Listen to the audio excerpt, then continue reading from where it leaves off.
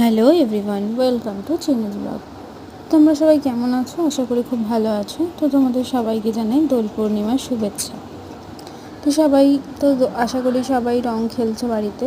তো দেখো চিনিও কিন্তু এখন চিনির দাদার সাথে এখানে ঠাকুরকে রং দিচ্ছে। তো আমাদের বাড়িতে প্রত্যেক বছরই এরকম একটা দোল তৈরি করা হয়, মানে ঠাকুরের মন্দির, সেখানে রাধাকৃষ্ণকে বসানো হয়। তো প্রতিবারের মতন এইবারেতেও হয়েছে।